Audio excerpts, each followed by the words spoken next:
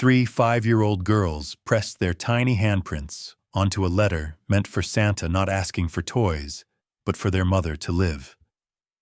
A billionaire read it by accident and uncovered a truth that could destroy his legacy, his company, and everything he believed about doing the right thing. Winter arrived early in Hollow Pine Bay, the kind of winter that didn't shout but lingered. Snow pressed gently against windows. Wind whispered through the harbor like it knew secrets it wouldn't repeat. Inside a small apartment above a closed flower shop, warmth existed in careful pieces. A single lamp, a kettle humming softly, a blanket folded with intention.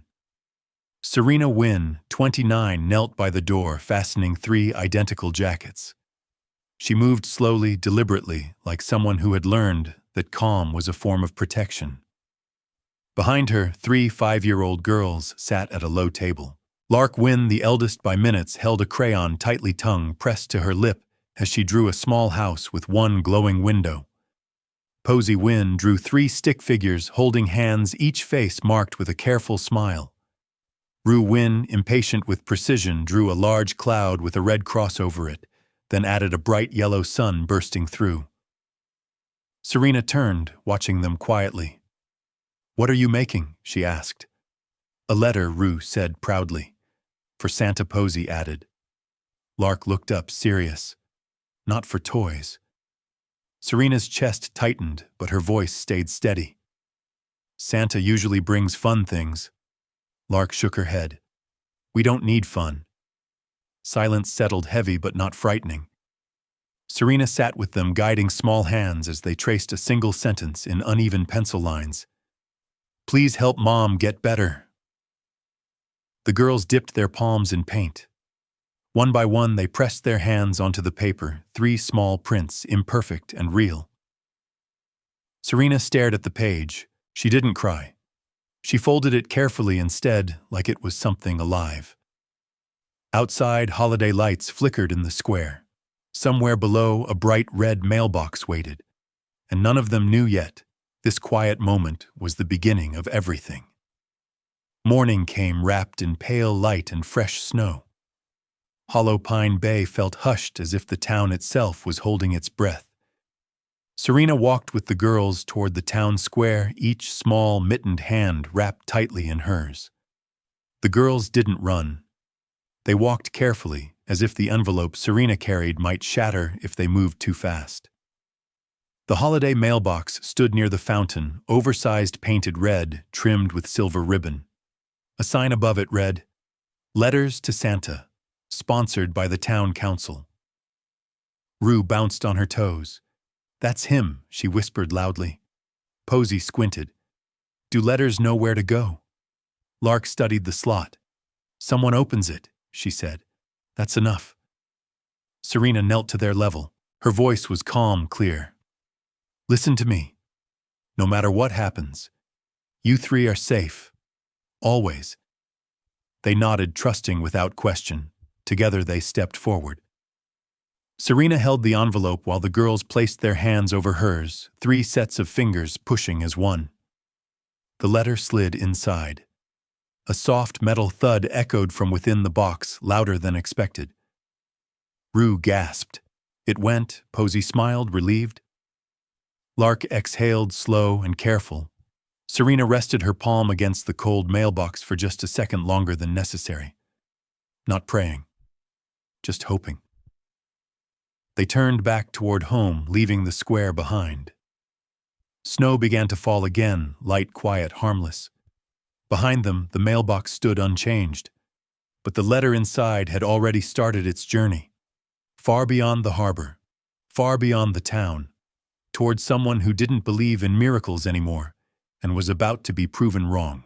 New York rose in sharp lines of glass and steel, glowing with ambition, even before the sun finished climbing. At the top of it all stood Declan Ashford, 49, motionless before a wall of windows.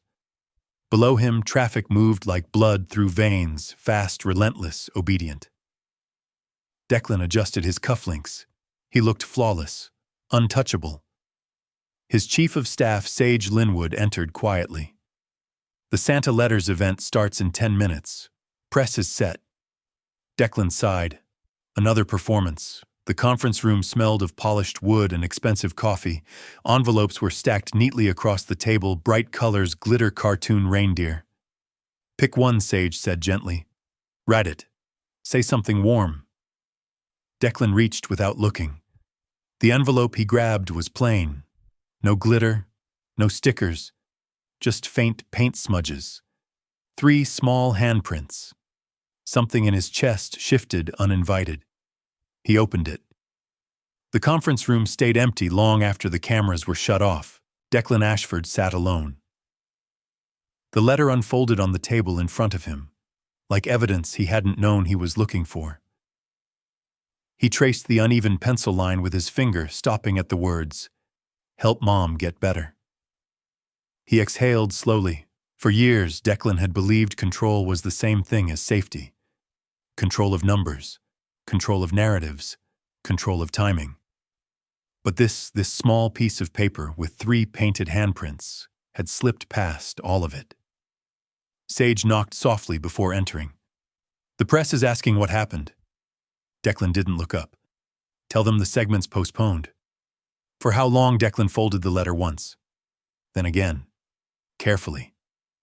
As long as it takes. Sage studied him. "You're thinking about going there." Declan nodded. "I need to see them, quietly, the right way." Sage didn't argue. That worried her more than if he had been angry. "If you do this," she said, "we do it responsibly. No surprises, no savior behavior." Declan met her eyes, agreed. Outside, the city roared as usual. Inside, Declan picked up his coat without checking his phone, without notifying the board. A private jet was arranged, but Declan refused the usual spectacle. No announcements, no entourage. Just him, Sage, and a name written at the top of a folded letter. Serena Wynn, Hollow Pine Bay. As the jet lifted into the gray morning sky, Declan stared out the window, gripping the letter in his pocket. For the first time in decades, he wasn't chasing growth. He was chasing responsibility. And he had no idea yet how much it would cost. Hollow Pine Bay revealed itself slowly. Weathered houses leaned toward one another like they shared secrets. Smoke curled from chimneys. The harbor lay calm, silvered by winter light. Declan stepped out of the SUV, his shoes sinking slightly into slush. He looked wrong here. Too polished. Too quiet. People noticed. They always did. At the town hall, Mayor Jonah Carver greeted him with measured politeness. No smile, no hostility, just caution earned over years. "You don't arrive in a place like this unnoticed," Jonah said. "I'm not here to be noticed," Declan replied. He handed over the letter. Jonah read it slowly. His expression shifted, not softened but sharpened by concern. "They're good kids," Jonah said. "Serena keeps them protected." "That's all I want," Declan replied, "to help without harming." Jonah studied him. "Help isn't just money here. It's respect." Declan nodded. "Then tell me how to do this right."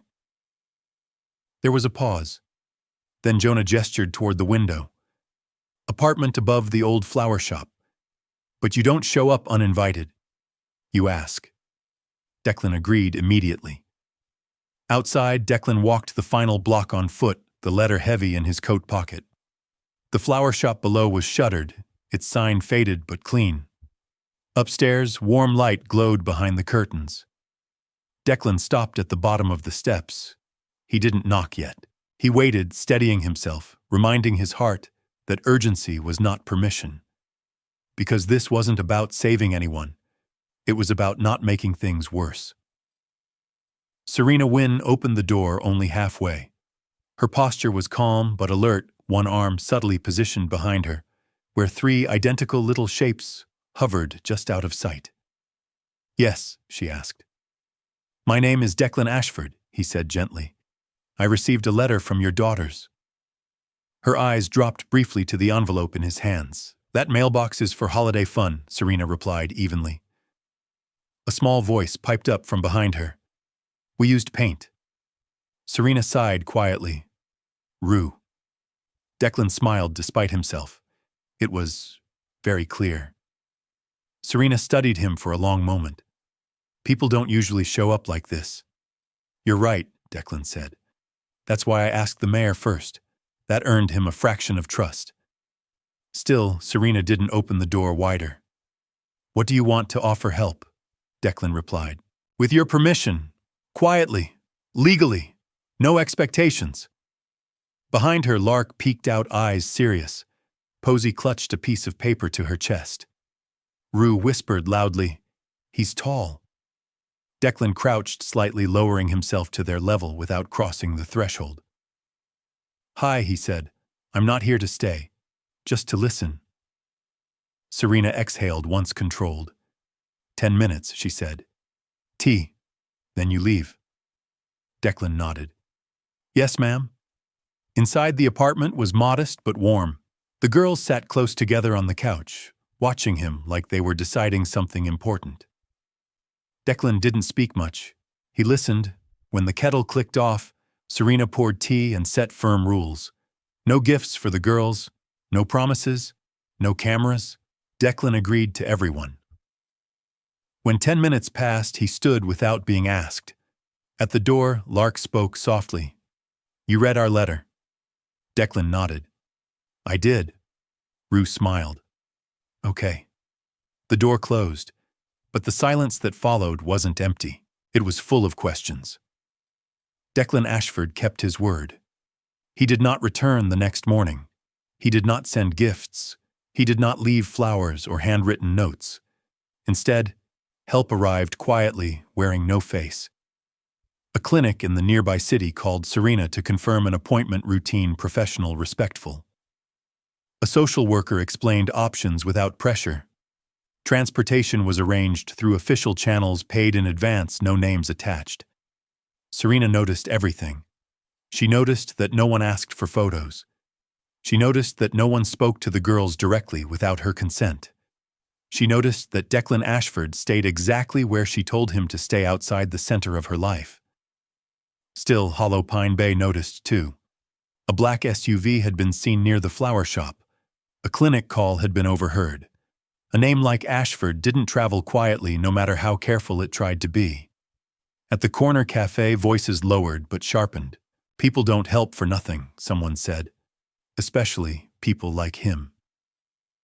Mayor Jonah Carver heard the whispers and said nothing yet. He had learned that rushing trust only broke it faster. That afternoon, Serena sat at the table with her daughters while they drew. Posey sketched a bridge again, this time with tiny dots walking across it. Rue drew the same tall stick figure, but smaller now, standing far away. Lark didn't draw at all. She watched Serena's face. Mom, she said carefully. Are we in trouble? Serena knelt in front of them immediately. Her voice was calm, firm, unshaken. No, you did nothing wrong. You were honest? Rue tilted her head. Honest is good. Yes, Serena said. Honest is always good. But later, alone by the window, Serena stared at the harbor lights and felt the weight of being seen. Help had arrived, and with it came attention. She wondered, not for the first time, whether silence had been safer. Declan was reviewing clinic paperwork when Sage's name lit up his phone. This isn't staying quiet, she said without greeting. The board noticed your absence. They're concerned? Declan leaned back in his chair, eyes closed, concerned for who. Sage paused. The company, the image. Declan thought of 3 5-year-old girls sitting shoulder to shoulder on a couch, watching him decide whether to speak or stay silent. Tell them I'll address it soon, he said. They want you back in New York, Sage continued. Now, before this turns into a narrative. Declan opened his eyes. It already is. Sage lowered her voice. Declan, if you keep choosing this town over the boardroom, they'll see it as instability. He smiled once, humorless. Maybe it is, but it's honest. That evening, Declan attended a small town meeting, not announced, not spotlighted. He sat in the back, hands folded, listening. Someone asked the question that hung in the air like frost. Is he trying to buy his way in? Before anyone else could answer, Declan stood. "No," he said calmly. "And if it ever feels that way, I'll leave." The room stilled. "I'm supporting systems," he continued. "Doctors, transportation, paperwork. Not people's emotions, not children. Those aren't for sale."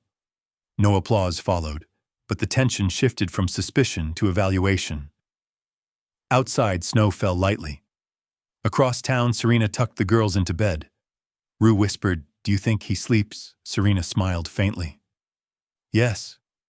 Probably not enough." Lark stared at the ceiling. "If he leaves, will the help leave too?" Serena answered honestly, gently. "No. That's why I made it that way."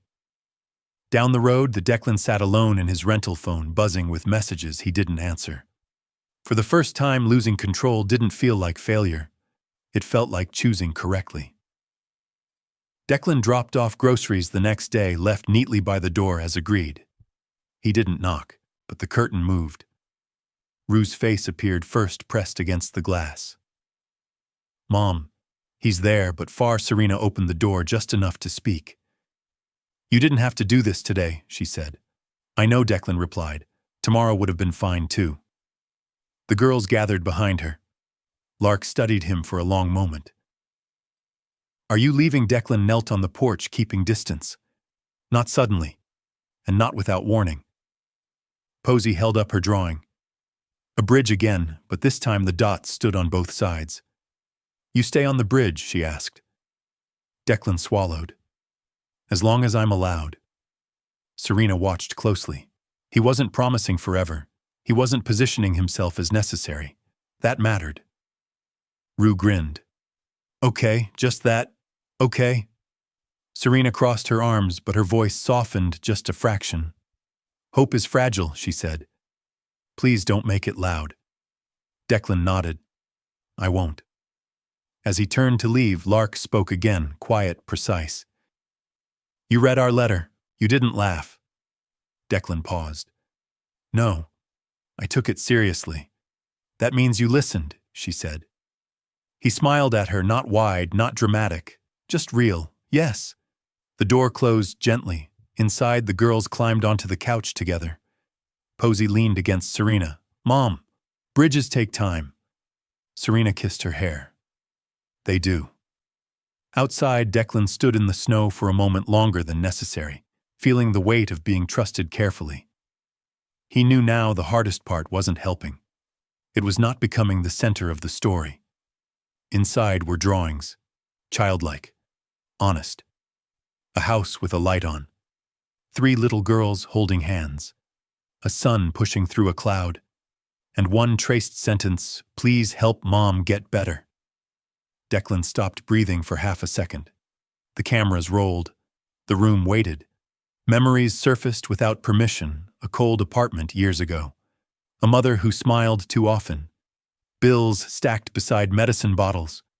"Cut," Declan said suddenly. Sage froze. "Declan, everyone out," he said, quieter now. The door closed. Alone, Declan sat down and read the letter again, slowly. 3 handprints stared back at him.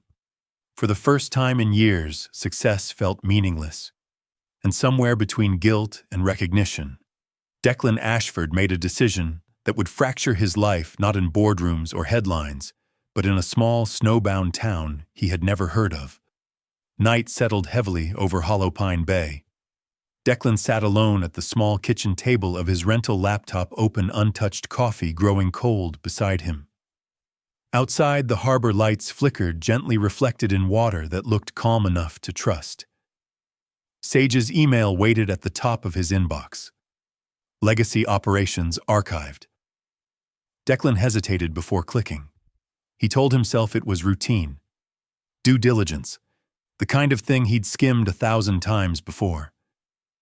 But the moment the document opened, his chest tightened. Ashford Meridian. Harborline Chemical Facility. Status closed 5 years prior. His eyes moved faster now. Environmental variance requests. Delayed reporting. Third-party consultant summaries marked revised. Declan scrolled. The facility had operated up coast, different state, different watershed on paper. But the notes mentioned runoff models, ocean currents, seasonal migration. Hollow Pine Bay appeared only once, in a footnote. Declan leaned back, hard chair scraping the floor. His pulse roared in his ears, not panic, not fear, but something colder. Recognition. 5 years ago, he had been in a boardroom flooded with white light signing acquisition approvals without reading past the bolded conclusions. He remembered the tone, low risk, contained, handled. He remembered saying, "I don't want this," delaying the merger. The document didn't accuse him loudly. It didn't need to. It simply waited. Declan closed the laptop slowly, pressing his palms flat against the table as if grounding himself. Somewhere across town, 3 5-year-old girls were asleep, warm, safe, trusting the adults around them to make good choices. His phone buzzed. "Sage, tell me you're sitting down," she said. "I found it," Declan replied quietly. Silence stretched. "If this connects to Hollow Pine Bay," Sage began. "I know," he said. "I know what it means. It could destroy the company," she said. Declan stared at the dark screen of the laptop, at his own reflection staring back, older than he remembered. "It already destroyed something," he replied. "We just didn't see it yet." He reopened the laptop, and this time he didn't look away. Declan did not go to Serena first. That mattered. Instead, he requested a private meeting with Mayor Jonah Carver at the town hall. No press. No audience. Just 2 men and a file that weighed more than it looked. Jonah read in silence. The room felt smaller with every page. When he finished, Jonah set the papers down carefully. "You're telling me your company may have contributed to long-term environmental exposure in this area?" "Yes," Declan said, "and I approved the acquisition that buried the warning signs." Jonah studied him. "Did you know at the time?" Declan shook his head. "I knew there were risks. I chose speed over certainty." Jonah leaned back, jaw tight. "That choice has consequences here." "I understand," Declan replied. "That's why I'm asking you, not the press, what comes next." Jonah's voice was firm. "What comes next is transparency, testing, independent oversight, and you don't control any of it." Declan nodded immediately. "Agreed." And Serena, Jonah added. Declan exhaled slowly. "I will tell her. With facts, with professionals present, without pressure." Jonah watched him closely. "You don't get to manage her reaction." "I know," Declan said. "I only get to tell the truth." That afternoon, Serena sat across from Declan in the town hall meeting room. Sage was present, a medical liaison joined by video. Everything calm. Everything documented. Declan spoke plainly. He explained the legacy facility, the suppressed reports, the possibility, not certainty, of environmental impact, the steps already initiated, independent testing, health screenings, funding without control. Serena listened without interruption. Her face did not change. When he finished, she didn't raise her voice. "You came into my home," she said evenly, "as someone helping my children." "Yes," Declan said. "And now you're telling me," she continued, "that your past decisions might be part of why help was ever needed." Declan met her eyes. "Yes." Silence filled the room. From the hallway came a child's laugh, someone else's, life continuing. Serena stood slowly. "My daughters are not your redemption." Declan nodded. "They never were." Her voice trembled just once. "I need distance." "You have it," he replied immediately. Serena gathered her coat, her posture straight, proud. At the door, she turned back. "If you lie again," she said, "we're done."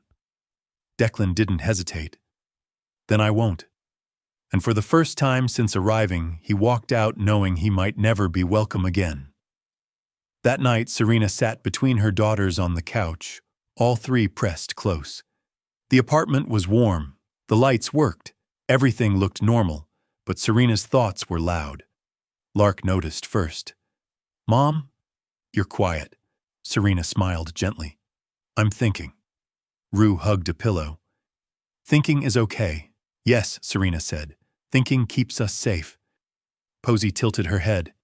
Is the bridge broken? Serena closed her eyes briefly, then opened them. Number. The bridge is being checked. That was all they needed. Across town, Declan stood before a bank of cameras for the first time since the letter. His statement was brief, controlled, honest. He announced an independent investigation, environmental testing, a compensation framework managed by third parties. He stated clearly, I will step away from any executive role during this process. Gasps rippled through the room. This is not redemption, Declan said. This is accountability. The story exploded. But in Hollow Pine Bay, Mayor Jonah enforced boundaries. No reporters near Serena's home. No children on camera. No speculation tolerated. Serena watched the coverage once, then turned it off. Days passed. Testing teams arrived. Clinics scheduled screenings. Paperwork moved. Declan stayed present but distant. He did not knock. He did not call.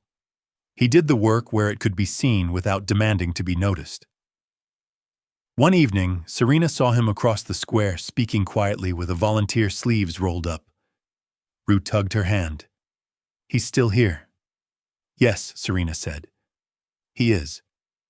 Lark thought carefully. Staying is harder. Serena kissed her hair. Yes, it is. The town did not forgive. It did not celebrate. But something shifted. The silence stopped being heavy and became watchful, which Serena realized was the first step toward healing. Hollow Pine Bay did not explode with outrage. That surprised the media more than anything. There were no crowds at Serena Wynn's door. No shouting, no signs. What followed instead was something heavier memory. People remembered headaches that lingered too long. Coughs that came back every winter.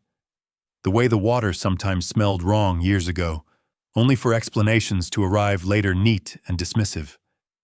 The testing teams moved through town calmly, professionally. Vials were labeled, samples logged, clipboards filled. Scientists spoke in measured tones, careful not to promise certainty before data. Declan Ashford stayed visible, but never central. He wore the same simple coat every day. He listened more than he spoke.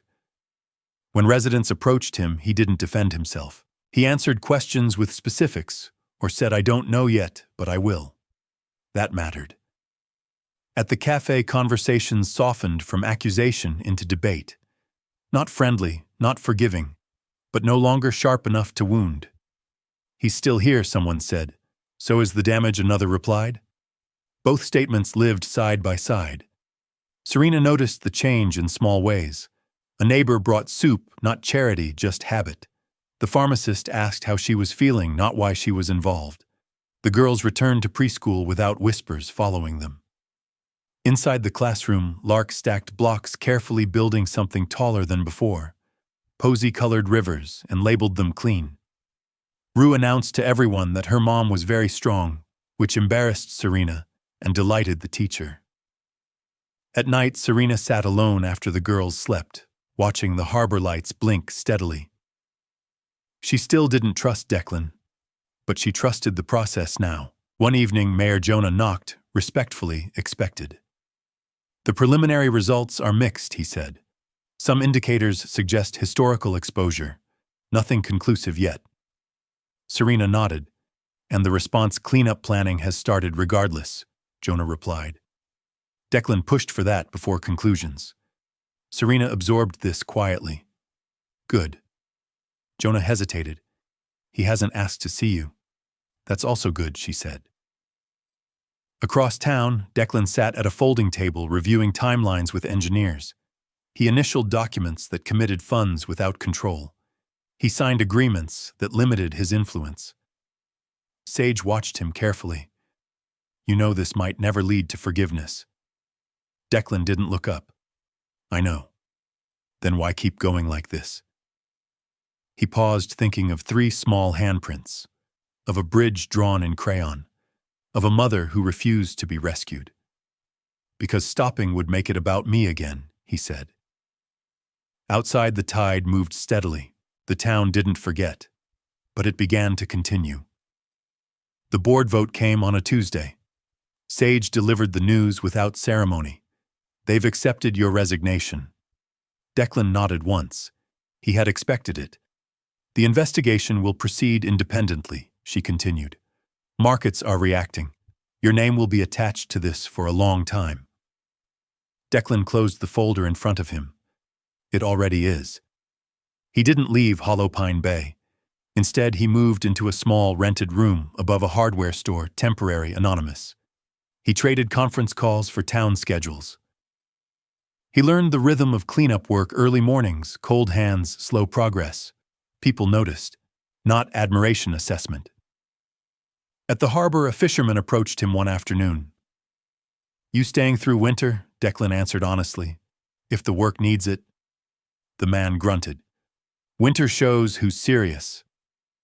At home, Serena began to feel the strain lift, not all at once, but in increments. Her treatment stabilized, not cured, but manageable. Words like consistent and responsive entered the doctor's vocabulary. The girl sensed it before Serena said anything. Rue hugged her tightly one morning. You smell like not hospital. Serena laughed, real surprised laughter. Lark asked, careful as always, does that mean we can plan things? Yes, Serena said. Small plans. Posey drew a calendar and colored the days blue. Meanwhile, the town council held a public session not about blame but about continuation. Cleanup oversight. Long-term monitoring, community involvement. Declan attended but didn't speak unless asked. When a resident said, you don't get to decide when this is over, Declan replied, I agree. That night, Serena saw him again across the square, stringing lights for the winter festival with volunteers. No cameras, no announcement. Rue spotted him first. He's doing helper stuff. Lark watched closely. He didn't wave. That's because he's working, Serena said. And then she realized something unsettling. She wasn't watching to catch him fail anymore. She was watching to see if he stayed. Later, Serena and Declan crossed paths near the community center. No tension, no closeness. I see the progress, Serena said, and I see the limits. Declan nodded. Both are fair. If you ever use my daughters as proof of your change, I won't, he said immediately. Serena studied him. Good. As they parted, Serena felt something shift. Not forgiveness, not trust, but room. Room for effort. Room for time. Room for healing that didn't demand applause. The idea came from Posey. She was sitting at the table, tongue peeking out as she drew another bridge, this one wider with more dots crossing slowly. We should write again, she said. Serena looked up. To who? Posey shrugged. Not Santa. Rue clapped. To everyone, Lark considered this seriously. We don't ask. We tell. Serena sat with them listening. This time the letter wasn't about need. It was about truth. Serena helped them choose simple words. Honest ones. Please keep our water clean. Please stay kind. 3 handprints again. No paint this time, just pencil outlines because they wanted to do it grown up. They gave it to Mayor Jonah, who read it twice before pinning it on the community board. People stopped to look. No one laughed. Declan saw it that afternoon. He stood there longer than necessary reading the uneven letters. Sage joined him quietly. They didn't ask you for anything. Declan nodded. That's the point. The winter festival arrived without spectacle. Lights glowed softly, music played. Children ran in circles, breath fogging the air. Serena stood with the girls near the tree. Declan stayed back. When the lights turned on, Rue gasped. Posey smiled. Lark closed her eyes briefly like she was storing the moment. Later, Serena approached Declan not out of obligation, but choice. I don't forgive you, she said calmly. I know, he replied. But I see the work, she continued, and I see how you stayed in your place. Declan met her eyes. Thank you for saying that. Serena handed him a cup of hot chocolate. "Don't read into it." He smiled faintly. "I won't." The girls joined them. Rue warned him it's hot. Posey added, "Drink slow." Lark looked up at him, thoughtful. "You're still here?" Declan nodded. Yes, that was all. No speeches, no promises, just presence. As snow began to fall again, lighter this time, Hollow Pine Bay didn't cheer louder. It breathed steadier, and Serena realized something quietly profound. Healing didn't come from forgetting. It came from choosing every day to do less harm than the day before. Spring didn't arrive with celebration in Hollow Pine Bay. It arrived the way healing did here, quietly, cautiously, in small signs you could miss if you blinked. A little less ice along the pier, a little more daylight in the afternoons, a little more movement in the town that had spent a year holding its breath. Declan Ashford still woke before dawn, not because he wanted to prove something, but because the work started early. Trucks rolled in while most homes were dark. Clipboards moved from hand to hand. Samples were taken. Barriers were adjusted. Meetings happened in folding chairs inside the community center where coffee came in paper cups and nobody cared what your stock price used to be. Declan sat among them without special status. He wasn't Mr. Ashford here. Not really. He was just Declan, the man who signed the checks and didn't argue when the town demanded receipts. That morning, Mayor Jonah Carver called an emergency session. Not panic, not chaos, just urgency with paperwork. Serena arrived first, coat-buttoned hair, pulled back posture straight. She carried herself like a woman who refused to let uncertainty bend her. 3 little girls followed in step. Lark held Serena's hand tightly, quiet and steady. Posey carried a folder of drawings because she'd decided drawings were how she spoke to the world. Rue wore a bright scarf and announced to no one in particular, "We're doing town business." Serena knelt, adjusted Rue's scarf, and said calmly, inside voice. Declan watched them enter and felt something twist in his chest, not longing, not ownership, something cleaner, respect. The environmental team had their preliminary conclusions. Not a dramatic courtroom reveal, not a villain speech, just a scientist in a plain jacket pointing at charts. "We have enough evidence to confirm historical contamination patterns, consistent with the legacy facility's byproducts," she said. "And we have enough data to move forward with a full remediation plan." The words hit the room like a weight. People didn't yell. They didn't explode. They sat very still because the truth had been living with them for years. This just gave it a name. Serena didn't look at Declan. She looked at Jonah, then at the scientist. "What does full plan mean?" she asked. "Time, oversight, accountability." The scientist answered carefully. "Multi-year cleanup, continuous monitoring, medical screenings funded long-term, independent oversight board with community representation." Declan spoke only when Jonah nodded for him. "I'm signing the full funding commitment today," Declan said. "And I'm signing it with conditions that limit my control. Community board approves vendors, reports go public. No closed-door edits." A man in the back row crossed his arms. "And what about you?" Declan met his gaze. "I will cooperate with any legal process that follows. I won't hide behind lawyers. I won't claim ignorance as innocence." The room held its silence. Then Jonah, steady as ever, asked the question everyone had been circling. "Declan, why didn't you try to protect yourself?" Declan looked down at his hands that used to sign deals without blinking. "Because protecting myself would require minimizing what happened," he said.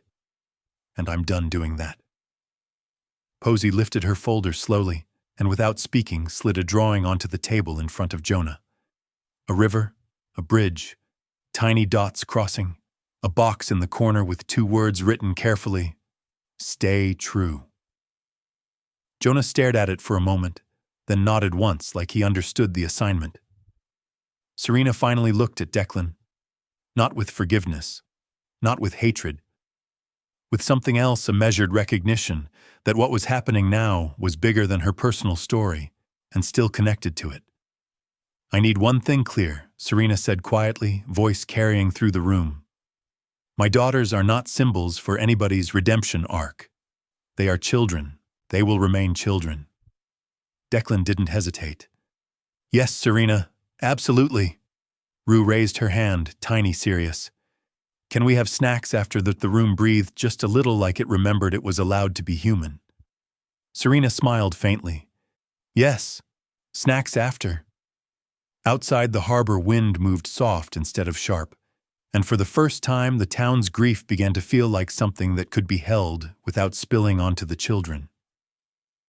Declan stepped out of the meeting with the signed documents in his folder, legal commitments, heavier than gold.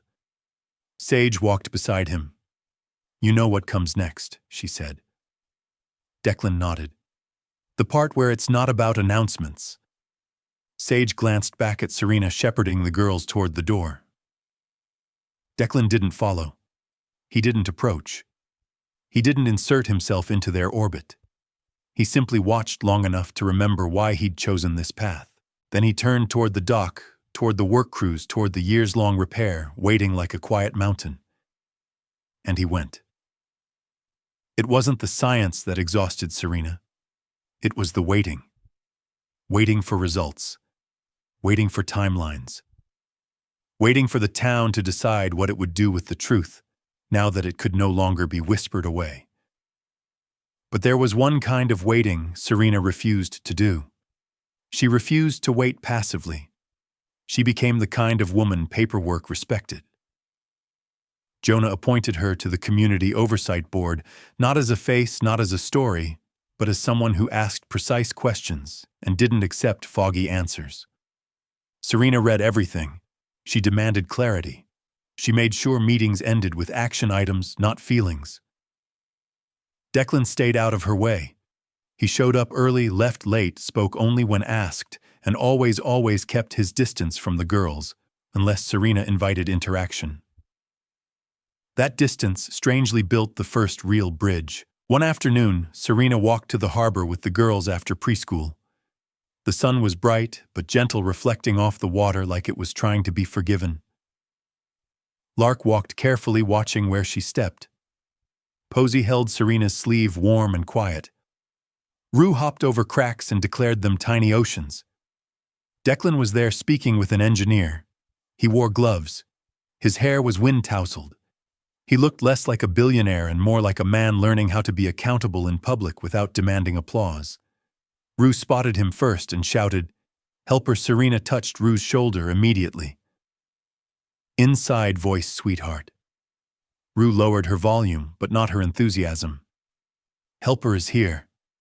Declan turned and did not approach. He simply lifted a hand in greeting, one small gesture, then went back to listening to the engineer, giving Serena space to decide what contact looked like. Serena respected that more than any apology. She walked closer, stopping at a polite distance. Any updates, she asked, professional. Declan nodded. Contractors start the next phase Monday. Monitoring stations will be installed on the East Inlet. You'll have the full report tonight. Serena's brow lifted. You're ahead of schedule. Declan's mouth tightened slightly. I'm trying not to waste time. Lark looked up at Serena. Mom, can I ask him a question? Serena knelt immediately, checking Lark's face. Yes, if you want. And if he answers kindly? Declan softened his expression, staying right where he was. Go ahead. Lark took one small step forward. Do you think grown-ups can fix things even when they're embarrassed? The question landed quietly. Declan didn't perform. He didn't dramatize. He nodded once. I think grown-ups can choose to fix things when they finally stop protecting their pride. Posey opened her folder and held up a drawing.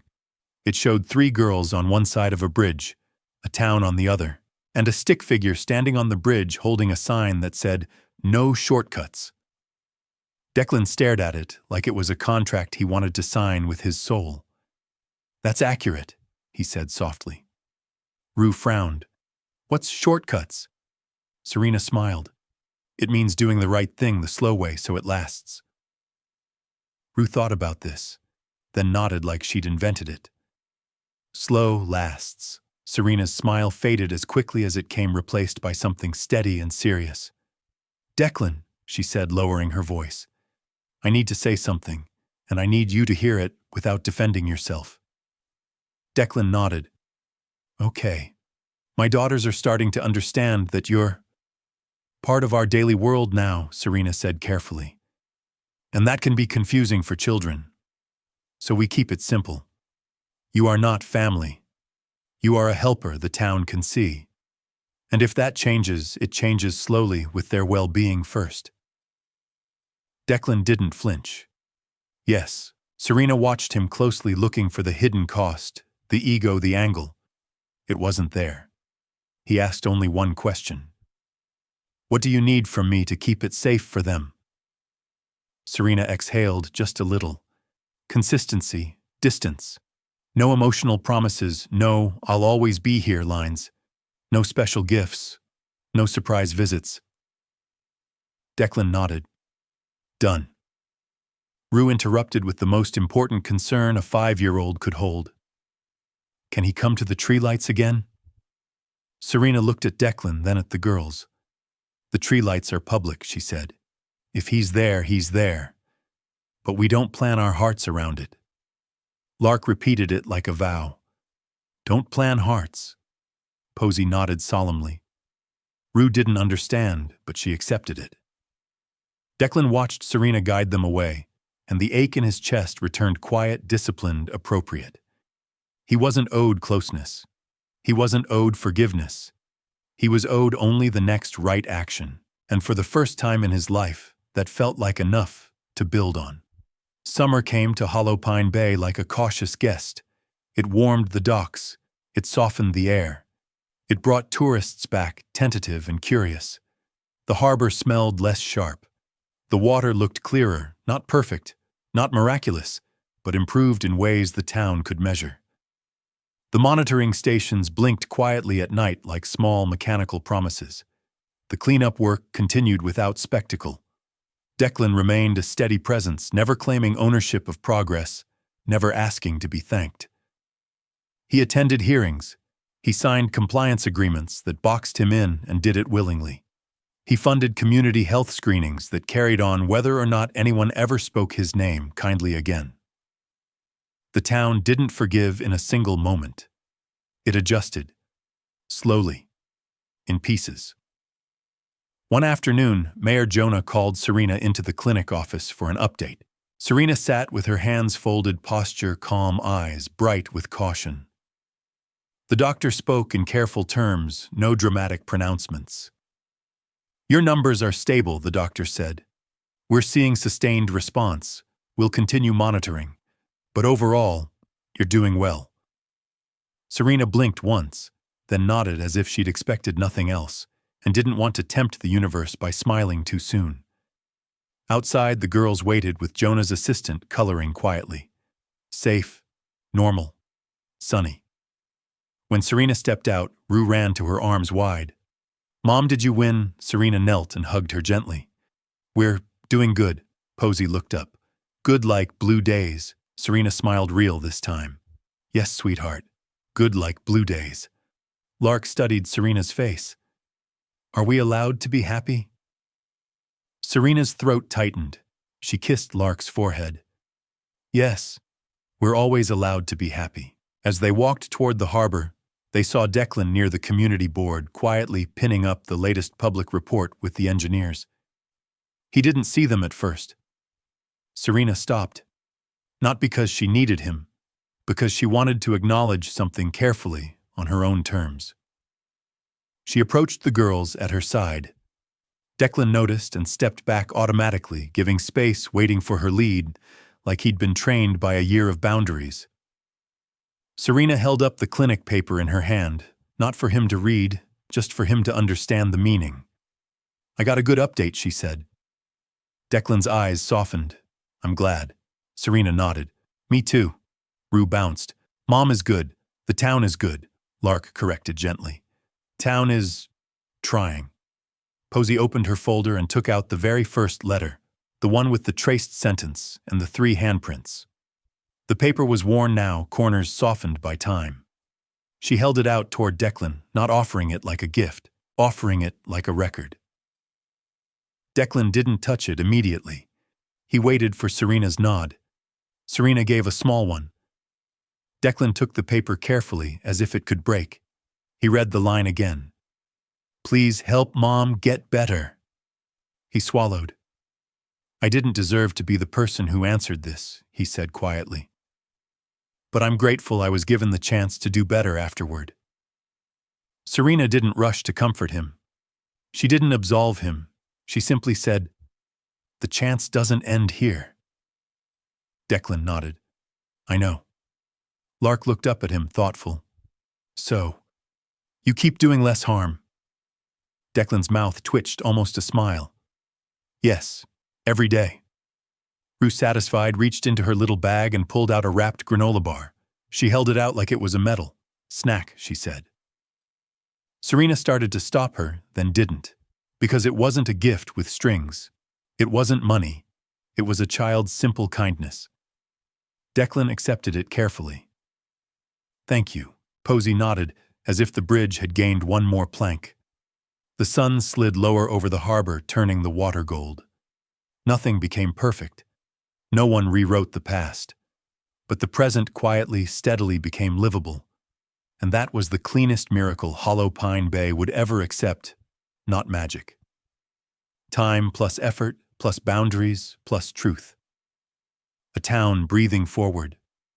A mother allowed to smile. 3 5-year-old girls, still children, safe, dignified, unburdened by adult guilt.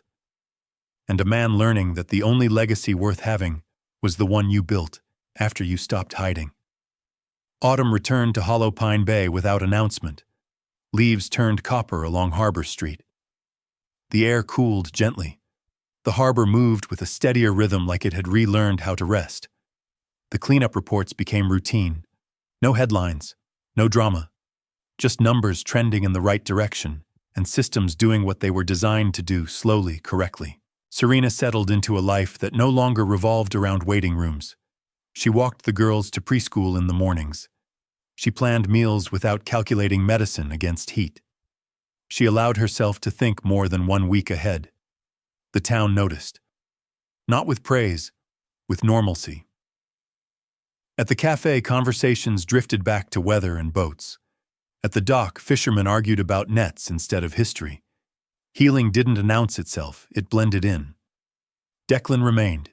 He attended council sessions. He answered questions. He listened when people vented.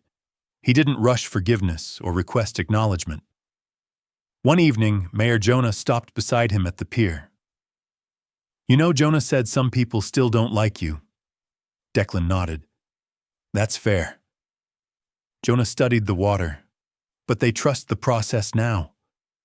"That matters more," Declan replied. Across the square, Serena watched the girls chase leaves. Rue laughed too loud. Posey collected the prettiest ones. Lark watched everything, quietly satisfied. Serena realized something that surprised her. She wasn't bracing anymore. She was living. And the town, once tight with memory, was doing the same. The winter festival returned smaller this year. No banners, no speeches, just lights strung carefully and music played low enough for conversation.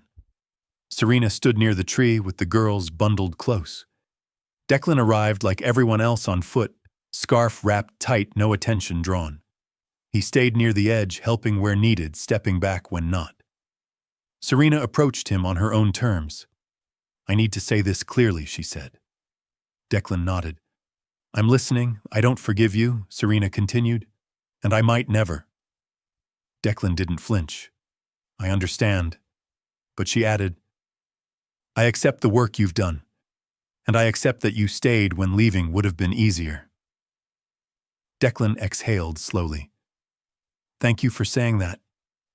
Serena's voice softened but stayed firm. "That's not permission to get closer. It's just honesty." "Honesty is enough," he said. Rue ran over holding a paper cup. Mom Coco. Serena smiled. "Careful, it's hot." Rue turned to Declan. "You don't drop it." He smiled. "I won't." They stood in shared quiet as the lights flicked on. Not a celebration of forgiveness, a celebration of continuing. At home that night, Serena opened the small memory box. Inside were drawings, clinic papers, and the first letter creased, worn but intact. The girls sat close. Lark traced the words with her finger. We asked for help. Posey nodded. Someone listened. Rue added, and then everyone had to be good. Serena smiled gently. Everyone had to try. Outside the harbor, wind moved softly, no longer clawing at the walls. Declan walked past the square at a respectful distance, clipboard tucked under his arm for tomorrow's meeting. He didn't look toward Serena's window. He didn't need to.